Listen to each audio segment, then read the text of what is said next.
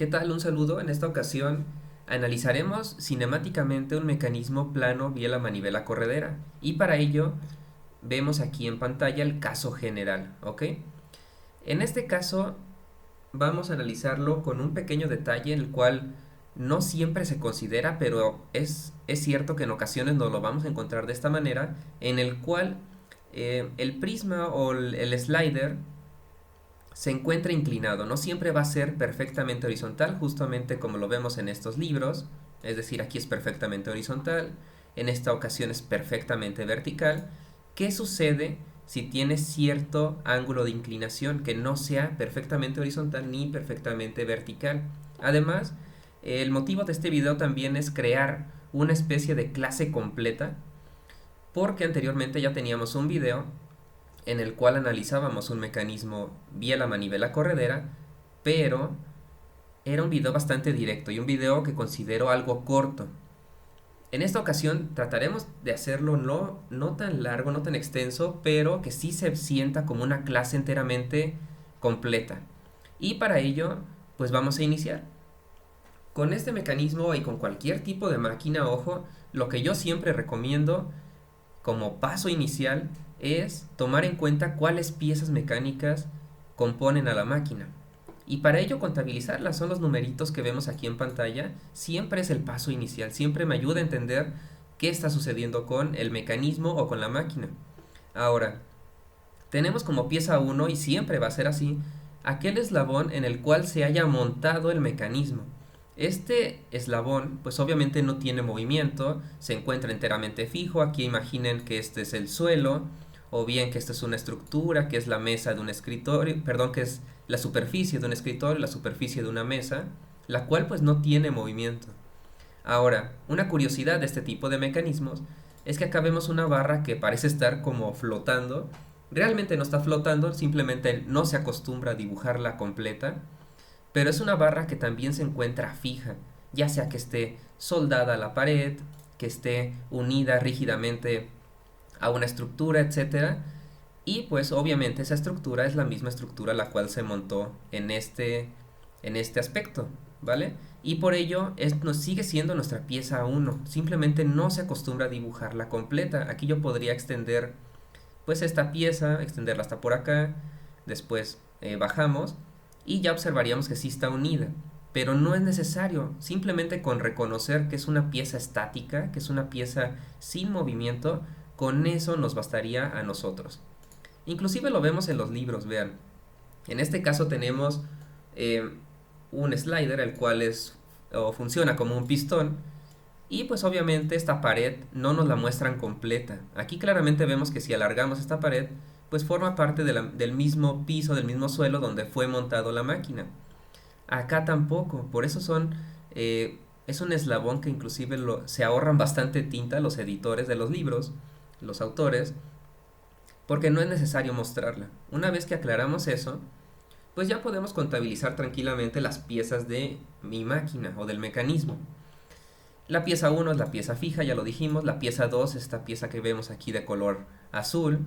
La pieza 3 es la barra BC, la cual es bastante importante porque nos ayuda a unir la pieza donde va el motor o donde va, sí, el movimiento inicial, la variable de entrada, con la pieza final. Y para una curiosidad, esta pieza color magenta o color morada, que es la pieza 3, se le conoce como la biela, ¿vale? Y de ahí el nombre coloquial de esa falla que sufren bastante los automóviles, en la cual decimos que se desvieló. ¿Qué quiere decir? Pues que esta pieza se rompió y al romperse pues todos los mecanismos que estaban biela manivela corredera dentro del motor pues no van a servir. Y es una falla bastante importante y bastante de cuidado. Lo vemos inclusive con más claridad aquí en el libro, en este ejemplo. Algo así sería dentro del motor.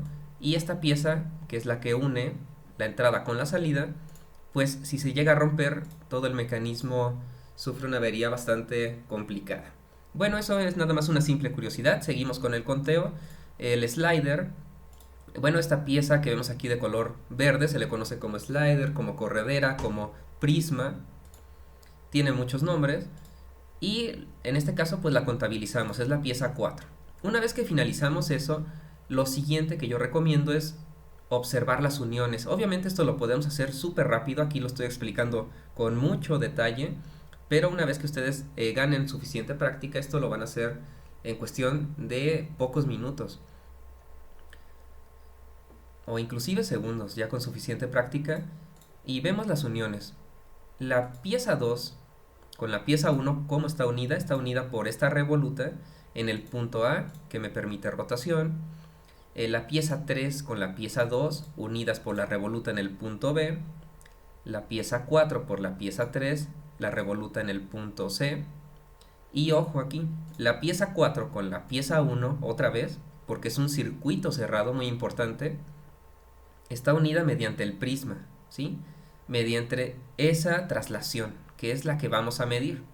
Ya una vez que aclaramos eso, ahora es un pequeño tip, una pequeña pista que yo siempre sugiero hacer y que nos simplifica bastante el trabajo. Siempre tenemos que trazar una línea perfectamente perpendicular, vean aquí, perfectamente perpendicular al movimiento del deslizamiento del prisma. Entonces, ¿hasta qué punto la finalizamos o hasta qué punto ya cortamos ahí la línea? Pues en un punto muy particular. Vamos a trazar otra línea. Vean, esta línea es paralela al deslizamiento de la corredera o del slider. Es perfectamente paralelo. Entonces, donde se crucen esas dos líneas va a ser un punto virtual. Ese punto virtual nosotros lo llamamos el punto D. Ustedes le pueden poner el nombre que gusten, pero sí es importante identificarlo, ¿ok? Esto pues es nuestro fenómeno físico conocido como movimiento, es nuestra máquina, pero todavía no metemos como tal matemáticas. ¿Qué modelo matemático vamos a aplicar? Pues el modelo matemático que se aplica a todas las máquinas, el álgebra vectorial. Entonces vamos a comenzar a trazar esos pequeños vectores que, como recordatorio o como ustedes bien recordarán de sus clases de matemáticas, un vector puede ser simbolizado con una flechita aquí arriba, si es que lo están haciendo ustedes a lápiz y a papel, o bien cuando son libros de texto, inclusive libros de texto más recientes, se acostumbra a ponerlo en negritas. Eso quiere decir que es un vector. Cualquiera de las dos formas para representarlo son correctas. En este caso yo opté por utilizar negritas, ¿vale? Listo, entonces un vector tiene sentido, que es hacia dónde apunta la flechita, tiene magnitud, que es cuánto mide el vector, y tiene dirección, es decir, el ángulo al cual está girado el vector. Listo. Con eso ya podemos iniciar. Vamos a trazar vectores entre cada uno de los puntos importantes. Por eso era importante este punto virtual aquí, porque si no, no sabríamos dónde cerrar el lazo, el circuito, ¿sí? Como tal, formar ese lazo cerrado. Entonces aquí es muy claro, de A a B va un vector, vean, el vector A2. ¿Por qué lo bautizamos así? Pues muy sencillo, simplemente yo elijo una letra, la que sea, yo elijo la primera letra del abecedario, la letra A, y el subíndice 2 porque se refiere a la barra o la pieza mecánica 2. Entonces lo siguiente es un vector de B hasta C, que lo vamos a poner el nombre de A3, ¿ok? Listo. Después, aquí es donde viene la parte que a lo mejor a muchos confunde. Hay que cerrar el circuito con estos dos vectores, es decir, atravesando el punto D. Un vector que vaya desde el punto A hasta el punto D, el cual va a ser nuestro vector S. ¿Por qué le pusimos en este caso vector S?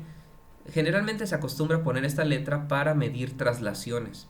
Ustedes pueden ponerlo con cualquier otro nombre, eso no es ningún problema, pero siempre simbolizando que ese vector lo que está midiendo es la traslación. Y aquí obsérvenlo. ¿Cuánto se desliza esta pieza 4? Bueno, quien me va a decir esa información es esta línea, la línea AD, que para fines prácticos es el vector S. Y el vector E simplemente es un desfase que tiene la corredera o el slider con respecto a mi punto de referencia, ¿vale?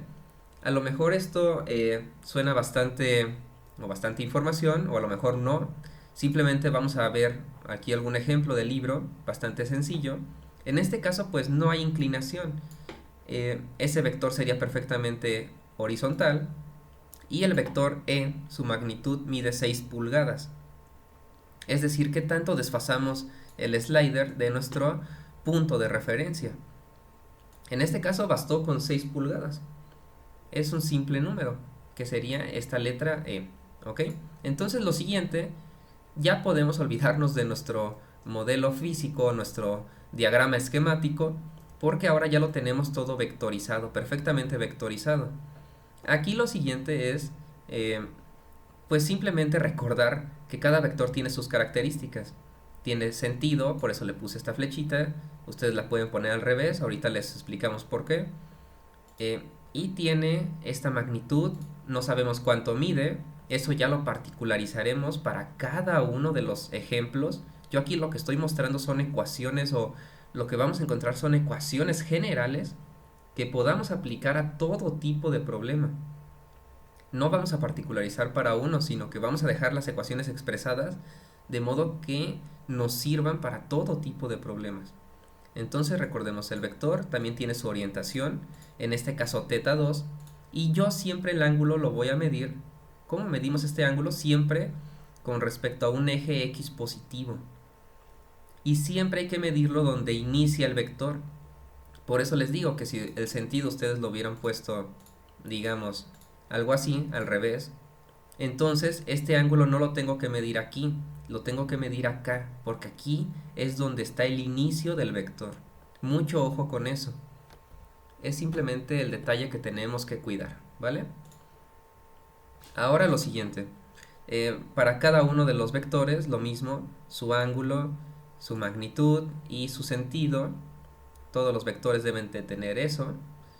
Y listo, ya tenemos nuestro modelo vectorial bastante bien. ¿Qué es lo siguiente? Lo siguiente es un paso muy importante, y esta metodología que yo estoy mostrando aquí aplica para todos los mecanismos de lazo cerrado. Solamente que en este caso pues nos tocó observar el mecanismo vía la manivela corredera, pero aplica para todos y cada uno de ellos. Ahora, lo siguiente es mostrar, o bueno, de estos parámetros que vemos aquí, cuáles son los parámetros que van a estar cambiando. Y yo les preguntaría lo siguiente, vamos uno por uno. ¿La magnitud de este vector va a cambiar? Pues simplemente observamos cualquier ejemplo. 3 pulgadas, pues no, mágicamente no va a crecer, esas 3 pulgadas no se van a transformar en 4 ni en 5, por mucho que la máquina esté en movimiento, 3 seguirá siendo 3, entonces por eso lo dejamos de color negro, porque es una constante. El sentido del vector también es el que menos nos debe preocupar, pero la orientación, yo pregunto lo siguiente, si este mecanismo está en movimiento, ¿qué va a pasar con este ángulo? Pues ese ángulo va a sufrir un cambio. ¿Por qué? Porque depende del tiempo. Entonces yo lo estoy colocando de color azul para diferenciarlo, que θ2 es una variable dependiente del tiempo, no es constante. Apenas va a pasar un segundo y θ2, no sé, aquí a lo mejor lo vemos como a 70 grados, pues ya cambió a 75 grados, a 80, 90, porque pues obviamente la idea es que esta máquina se mueva. Entonces ese ángulo va a ser variable. Lo mismo acá arriba. Para la otra barra, la barra 3, que vemos aquí de color morado o magenta, pues a esa barra le ocurre lo mismo. La barra no va a crecer mágicamente, por eso su magnitud la dejamos constante de color negro. Y lo que pintamos de color azul, más bien es la orientación. Obviamente esa barra, lo vemos aquí en este ejemplo, lo vemos aquí en este ejemplo, la barra L, aquí la barra BD, por ejemplo, siempre va a medir eso, 10 pulgadas, no puede crecer o decrecer mágicamente, pero la orientación sí que va a cambiar. Entonces, ya que reconocemos eso, θ3 es variable. Eso inclusive lo platico en mi otro video que les dejaré en la descripción, en el cual ya lo discutimos a detalle también. Simplemente aquí lo estamos retomando de lo que estamos mostrando una clase completa. Bueno, entonces ahora nos queda el siguiente vector, el vector E. La magnitud es constante, ¿sí? Aquí a lo mejor no se podrá ver muy claro, pero definitivamente aquí se ve bastante claro. La máquina se mueve y estos 6 pulgadas seguirán siendo 6 pulgadas por siempre. Sigue en movimiento y 6 pulgadas jamás se mueve. Es una constante, ¿sí? Porque esta barra que vemos aquí trozada, ¿sí? Pues es una barra fija. Y este punto A también está fijo, entonces la distancia entre dos puntos fijos, pues la distancia también es fija. Listo, ya analizamos eso. La orientación, pues no, por mucho que el slider se mueva por acá y ahora esté en esta posición, por ejemplo, imagínenlo de esa manera, estas 6 pulgadas seguirán siendo verticales, siempre. Entonces, el ángulo también es constante, este vector es enteramente constante. Por eso la importancia de calcular estas perpendicularidades, porque nos está facilitando mucho el trabajo, inclusive tanto que encontramos un vector enteramente constante. Después tenemos el vector S, ¿vale? Que nos está midiendo qué tanto se traslada el slider. Bueno, eh, entonces basta con observar inclusive esto. Esa distancia no va a cambiar de ángulo, por mucho que la barra que el slider se esté moviendo, que se esté trasladando, no va a cambiar de orientación. Pero lo que sí va a cambiar es su magnitud. Entonces, la magnitud precisamente de ese vector S va a ser variable, por eso lo pintamos aquí de color azul. Tenemos entonces tres variables, teta 2, teta 3 y S, ¿vale? Esta ecuación vectorial ya la comentamos en el otro video. Cómo se forma, muy fácil, nada más seguimos el caminito vectorial. A2 más A3, chocan las flechitas y ahí finalizamos. Otra vez iniciamos donde no haya flechitas. S más E y obtengo mi ecuación vectorial, ¿vale? Recordemos que vectorialmente es lo mismo que yo vaya por un camino 1 o por un camino 2. Si parto del mismo punto y llego a un punto en común también, no importa la trayectoria, vectorialmente hablando es lo mismo. Y si es lo mismo, entonces en ecuaciones matemáticas se pone el símbolo de igualdad. Bueno, lo que les comentaba, tenemos tres variables, las que están ahí de color azul, y esa ecuación vectorial simplemente la vamos a descomponer en cada una de las componentes, componente horizontal y componente vertical. Eso también es simplemente trazando triángulos, rectángulos, no es muy difícil. Yo aquí les estoy mostrando la teoría, pero obviamente lo que a ustedes les va a funcionar o lo que a ustedes les va a servir si es que tienen bastante prisa en resolver un ejercicio de esta clase, bueno, pues simplemente van a aplicar las ecuaciones. Yo les estoy mostrando la demostración de dónde surgen dichas ecuaciones. Bueno, continuamos entonces con nuestro estudio. Tenemos tres variables, las que vemos de color azul, y dos ecuaciones escalares, 1 y 2. Por lo tanto, 3 menos 2, un grado de libertad. Ese grado de libertad, ¿qué significa? Significa que una de las variables, la que sea, tiene que ser variable de entrada, tiene que ser conocida por el usuario, si no, no puede resolverse el problema. Recuerden que tiene que ser el mismo número de incógnitas que de ecuaciones, pero si aquí son 3 y 2 ecuaciones, pues no podría resolverlo, por eso una de ellas tiene que ser la variable de entrada. Y eso se traduce en un grado de libertad. Bueno, ese grado de libertad precisamente es el que le permite movimiento a la máquina. A veces van a ser 2 grados de libertad, a veces 3. Los casos más sencillos va a ser 1 grado de libertad. Y también lo podemos traducir de forma física, que el grado de libertad son los motores que yo le puedo poner a la máquina. Aquí yo no le puedo poner 3 motores ni 2 motores porque la voy a descomponer. En este caso, pues vemos que nos sale las cuentas 1 grado de libertad, solamente puedo poner un motor, que en este caso lo estaríamos poniendo en el punto A, para comenzar a mover el mecanismo. Bueno, estas ecuaciones ya vimos en un video anterior, que las podemos derivar con respecto al tiempo, y obtenemos estas ecuaciones 3 y 4, ¿vale?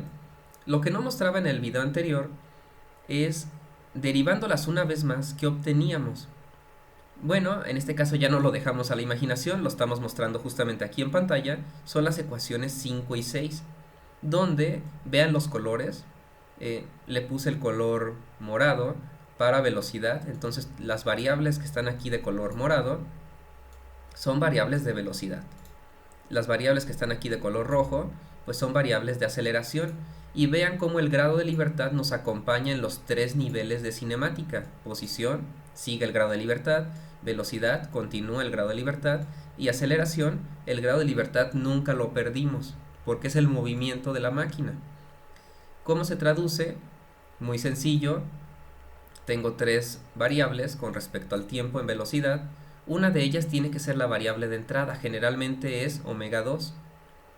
Si yo la conozco, entonces nada más tendría dos incógnitas: encontrar omega 3 y ese un punto, que de hecho siempre son las características que nos piden encontrar los libros, nada más que en los libros lo muestran un poco, pues no tan explícito, pero es que siempre son las incógnitas de este tipo de máquinas. Simplemente observemos el enunciado. Nos dice determinar la velocidad angular de la barra BD, pues para nosotros sería omega 3. Nos pide también, por ejemplo, calcular la velocidad del collarín, también se le conoce así, D, es decir, de la pieza que vemos aquí de color verde.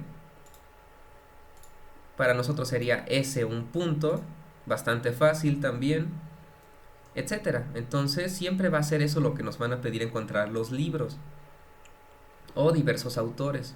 Omega 2 es el grado de libertad, vamos a ver por qué. Siempre nos lo va a dar el enunciado del problema, vean.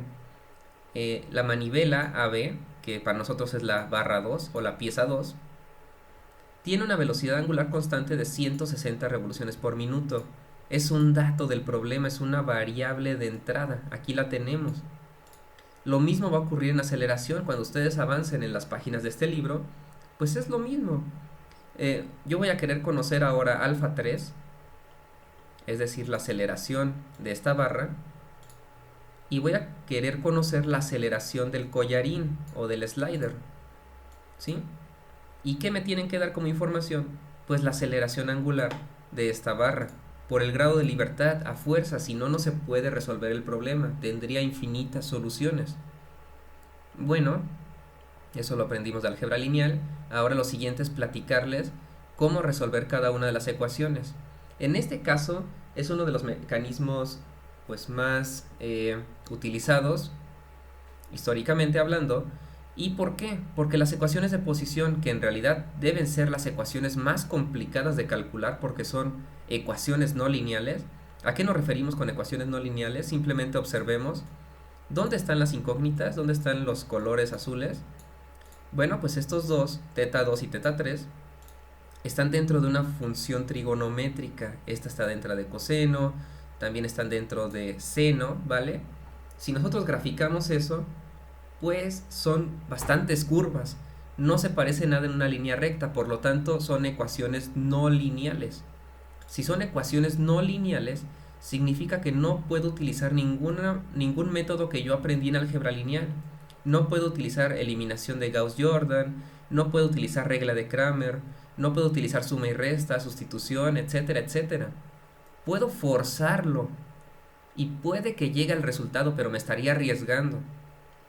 En este caso a lo mejor no resulta porque es un mecanismo muy sencillo, pero apenas se complica poquito más la máquina o el mecanismo, ya adopta otra forma y ya no voy a poder resolverlo con técnicas lineales, sino que hay que utilizar otras herramientas matemáticas, y en este caso yo que recomiendo utilizar métodos numéricos. Para ello estaré posteriormente subiendo un video, un ejemplo numérico de cómo calcular la posición de un mecanismo vía la manivela corredera. En este caso simplemente lo dejamos planteado así.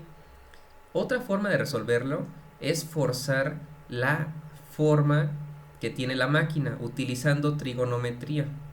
Y para ello vamos a tomar este ejemplo que vemos aquí en pantalla y vamos a ver cómo lo resolveríamos. Ojo, recuerden, la idea es encontrar teta 2, teta 3 y s, recordando que teta 2 es la variable de entrada, entonces teta 2 siempre lo debemos conocer. Aquí en el libro es muy claro, vean. Teta 2 aquí para el libro es simplemente teta. Y nos dice que a veces que en el inciso A va a ser 0, que en el inciso B va a ser 90. Por ejemplo, acá nos dice que es 60, puede ser 25, puede ser 100 y pico, puede ser 200 grados, lo que sea, un valor numérico. pero siempre lo vamos a conocer de entrada.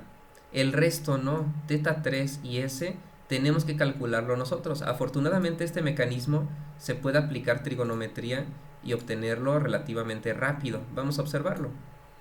Supongamos que teta, en este caso, no sé, tiene el valor de 25 grados.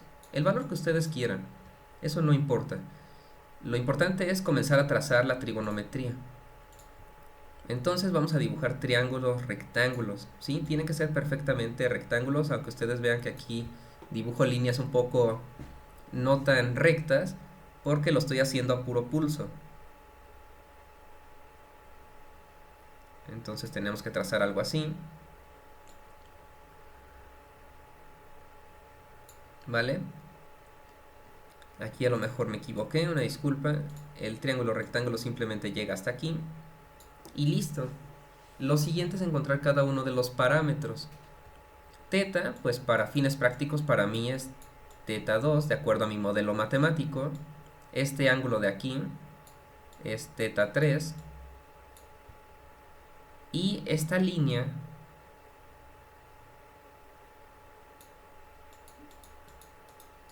hasta aquí es S, ¿ok?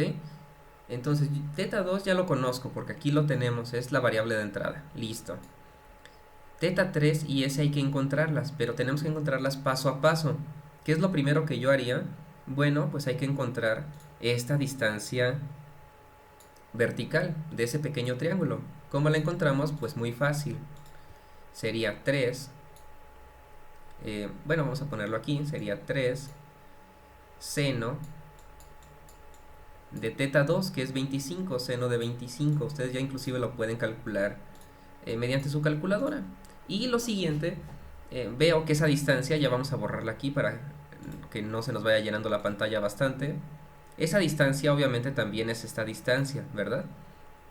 Bueno, ahora lo siguiente hay que encontrar esta pequeña distancia vertical, que es tan sencillo como que es 6, porque 6 mide toda la línea vertical, menos pues 3 seno de 25. Simple trigonometría. Seno de 25. Listo. Ahora, ¿qué es lo siguiente? Pues encontrar teta 3. Teta 3 ya lo puedo encontrar. Recordemos que seno de un ángulo es igual al cateto opuesto. El cateto opuesto es 6 menos 3 seno de 25. Entre la hipotenusa, en este caso la hipotenusa son 10 pulgadas, entre 10. Despejamos y obtenemos teta 3. Entonces teta 3 ya lo encontré. Simplemente despejo de esto, ¿vale? Ahora lo siguiente es encontrar S. Teta 3 ya está listo. Aquí lo podemos palomear. Teta 2 siempre estuvo listo porque es la variable de entrada. Falta S. S, pues ahora hay que encontrar las distancias horizontales. Tan sencillo como eso. Esta distancia horizontal, ¿cuánto vale? Vamos a poner ahora otro color. Pues esa distancia no es otra cosa más que 3 coseno. Vean cómo funcionan precisamente las funciones trigonométricas. Coseno de 25 más esta otra distancia horizontal. Vamos a subrayarla para que se note más clara. Más 10. Vamos a borrar la letra S porque vamos a chocarla. Coseno de teta 3. Teta 3 ya lo encontré, está allá arriba la ecuación, sería esto. ¿Ok? Esto es igual a S. Vean, son puros números. En este caso inclusive resolvimos este mecanismo. Para teta igual a 25, a veces puede ser 60, a veces puede ser 200 grados, lo que sea el valor numérico, eso no los puede ya ahora detener, ya que una vez que comprendimos cómo es que funcionan los parámetros de la máquina. Por eso era importante observarlo de forma general. Bueno, entonces ya encontramos estos tres parámetros, ya podemos palomear y afirmar que la posición ya la resolvimos. Eso sin utilizar métodos numéricos. Les comento que más adelante estas ecuaciones sí se pueden resolver, pero con métodos numéricos. Lo siguiente entonces es velocidad. Y en velocidad vamos a acomodar nuestras ecuaciones al igual que en aceleración. Se las dejo aquí para si gustan poner pausa y anotarlas. Estas ecuaciones siempre van a funcionar para todo tipo de mecanismo biela, manivela, corredera. Y lo siguiente entonces es acomodarlas de forma matricial, como lo vemos aquí. También si gustan anotarlas. Y esto lo aprendimos de álgebra lineal. No les hice nada a las ecuaciones más que acomodarlas como vectores y como matrices, porque eso me va a servir para calcular de forma muy sencilla cada uno de los valores. Y vemos que en esta matriz pues está todo aquello que multiplica mis incógnitas, que son omega 3 y S1 punto. En aceleración es alfa 3 y S2 puntos. Y del otro lado del igual es todo aquello que no multiplique a las incógnitas, es decir, aquellos valores que para mí sean conocidos. Teta 2 ya lo encontramos porque es de la posición, omega 2 es la variable de entrada. Bueno, eso en velocidad. Una vez que resolvamos velocidad podemos pasar a aceleración. En aceleración, omega 2 y omega 3 pues son parámetros de velocidad, se supone que ya los encontramos, y alfa 2 es el grado de libertad, es la variable de entrada. Por eso está del otro lado del igual. Aquí quiero que noten algo importante. Esto es bastante importante. Esta matriz que multiplica las incógnitas, vean cómo es la misma. Inclusive ya derivamos las ecuaciones y todo, pero el hecho de hacer esto, obtenemos la misma matriz, que es una curiosidad bastante importante. El vector de mis incógnitas se encuentra aquí, pero la matriz que multiplica el vector de incógnitas, vean cómo es idéntica. Menos A3 seno de teta 3, menos A3 seno de teta 3, y todos los valores, menos seno de teta S, menos seno de teta S, etcétera. ¿Ok? Entonces, prácticamente ya encontramos la matriz jacobiana, el jacobiano. Es un término bastante importante en cinemática porque es una matriz muy peculiar que a pesar de que estamos derivando las ecuaciones no cambia. Vean, se mantiene. Sin embargo, del otro lado del igual, pues sí cambia ya bastante la cosa porque derivamos las ecuaciones con respecto al tiempo. Ahora, este ángulo teta s, recordemos, es simplemente la inclinación que tiene el slider, ¿vale? O el collarín. Que en este caso, si estamos resolviendo otra vez este ejemplo, ¿qué pondríamos? Pues teta s es igual a ¿qué? Yo les preguntaría. Pues es igual a 0 grados. ¿Ok? Y acá teta e es igual a ¿qué? Pues es igual a 90 grados para este mecanismo. ¿Sí? Muy peculiar del libro, que casi siempre lo dejan en diversas tareas o en diversos exámenes. Bueno, ya encontramos esos parámetros. Aquí yo lo pongo de forma general en caso de que ustedes se topen con un mecanismo que está poquito inclinado, que no es perfectamente horizontal y que esto no es perfectamente vertical. Por eso están incluidos aquí estos parámetros. Pero como en nuestro caso, teta s, si es que estamos resolviendo este mecanismo, es 0, pues coseno de 0 es 1 por menos 1, seno de 0 es 0, etcétera. Vamos a ir encontrando los pequeños valores numéricos de cada uno de los parámetros que tenemos aquí. Bueno, ya para finalizar este video les comento cómo pueden resolver ese sistema lineal. Ojo, aquí en velocidad y aceleración ya son ecuaciones lineales. Lo que acá en posición eran ecuaciones no lineales, aquí ya se vuelven lineales. ¿Cuál es la razón? Muy fácil. Seno de teta 3 sigue siendo no lineal, pero es que ya es conocido. Ya es un valor que yo conozco porque es posición. Vean los parámetros de velocidad. Están aquí multiplicando antes y eso vuelve a las ecuaciones lineales. Y es por eso que este tipo de libros, también el Merriam, el Hibeler, pues la posición siempre nos la van a regalar. Por eso nos dan aquí muchos pequeños datos, muchos ángulos, porque la posición nos la están regalando. Aquí lo que le interesa al autor que nosotros aprendamos es a calcular velocidad y aceleración. Por eso las preguntas son siempre de velocidad y aceleración. Una vez que superemos este libro, que superemos este curso, lo siguiente es aprender a calcular la posición, que es lo más complicado. Pero como nosotros apenas nos encontramos introduciéndonos a este mundo de la dinámica, pues lo correcto es iniciar precisamente con lo que mencionan estos autores, con velocidad y aceleración. ¿Por qué? La razón es esa, chicos. Por el hecho de que estas ecuaciones son lineales. Entonces, si son lineales, yo puedo aplicar eliminación de Gauss-Jordan, puedo aplicar regla de Cramer, suma y resta, sustitución, etcétera, etcétera, todos esos métodos que aprendimos en álgebra lineal. Bueno, en este caso yo recomiendo utilizar regla de Cramer, que es la siguiente. Si yo tengo un sistema como el que vemos aquí subrayado, que es justamente el que tenemos, vean, esto sería la matriz J, esto sería el vector X, el de incógnitas, y esto sería el vector B, de valores conocidos. Lo mismo aquí, matriz J, vector X, y el vector B, de valores conocidos. Bueno, la regla de Cramer nos dice que si queremos encontrar el valor de la incógnita 1, ¿vale? Aquí vamos a hacer un pequeño zoom. Si yo quiero encontrar el valor de la incógnita 1, basta con formar esta operación. El determinante de la matriz, y vean aquí cómo lo estoy tomando, si es la incógnita 1, desaparece la primer columna. Vean cómo desaparece y la sustituyo por el vector B. Bueno, lo sustituimos, la otra columna la dejamos intacta. Obviamente ustedes aquí van a tener números, yo lo estoy mostrando de forma general. Y calculan el determinante, eso es el numerador. Y en el denominador, porque es una fracción, en el denominador simplemente calculamos el determinante del jacobiano, de la matriz J, ¿vale? Es decir, el determinante de esta matriz, ¿vale? O de esta, que es la misma. Bueno, ahora para la incógnita 2, ¿cómo la calculamos?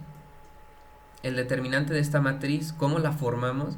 Si es la incógnita 2, la columna 1 pasa intacta, vean los subíndices. Pero ahora quien sufre cambios es la matriz, es la columna 2, perdón. La columna 2 entonces la cambiamos por el vector B. Listo. Y calculamos el determinante de eso. Después lo dividimos entre el determinante del mismo jacobiano. Y para ello obtenemos el resultado. Entonces con eso ustedes podrían obtener en un solo paso, así como lo estamos mostrando, lo que nos pide este problema, calcular la velocidad angular BD, que sería para nosotros omega 3, es decir, la incógnita 1, y calcular la velocidad del collarín D, ¿vale? Que para nosotros sería S un punto. Entonces con este video y complementando con el otro video que tenemos ya en el canal, podría ser bastante buena herramienta para resolver todo tipo de problemas que sean mecanismos biela manivela corredera. De igual forma, si en algún punto tuviste alguna duda, alguna pregunta, o inclusive quieres hacer alguna sugerencia, con gusto puedes dejarlo en la caja de comentarios. Yo los estaré leyendo, estaré atendiendo cada uno de ellos y resolviendo cualquier tipo de preguntas o dudas. Más adelante estaremos resolviendo pues este mecanismo para que vean que se puede resolver con estas ecuaciones que ya planteamos aquí. Simplemente hay que cambiar las letras por números. Ya platicamos qué cosa es cada letra, ¿ok? Aquí por ejemplo A3, ¿qué sería? Pues A3 serían 10 pulgadas. ¿Qué otra cosa? A2, ¿qué sería? Pues A2 serían 3 pulgadas, etcétera. Recuerden, esto de donde sale de nuestro modelo vectorial, que a final de cuentas es esto, ¿ok? ¿Qué otra cosa nos faltaría? Simplemente hay que observarlo. Por ejemplo, omega 2 pues son 160 revoluciones por minuto. Hay que convertirlas a radianes por segundo, mucho ojo. Teta S ya lo platicamos, que es 0 grados. Teta 2 pues depende de qué estén calculando ustedes. Están calculando el inciso A, pues teta 2 es 0. El inciso B, teta 2 es 90. Este otro problema, pues teta 2 es 60. ¿Algún otro problema en particular? Pues teta 2, por ejemplo, en este caso lo pusimos de 25 grados. Es cuestión de ir poniendo números a cada cosa, ¿vale? Eso para velocidad. Y ya una vez que tengamos aquí, ya no vamos a tener letras, vamos a tener un número, aquí también un número, otro y otro. Aquí sí estas letras, porque esto es lo que queremos encontrar. Y aquí también un número y aquí otro número, porque tenemos ya toda la información. Calculamos estos determinantes, formamos estas matrices obviamente ya con números, y el determinante pues me va a decir la solución. Y así de sencillo podemos encontrar la cinemática completa de un mecanismo plano vía la manivela corredera.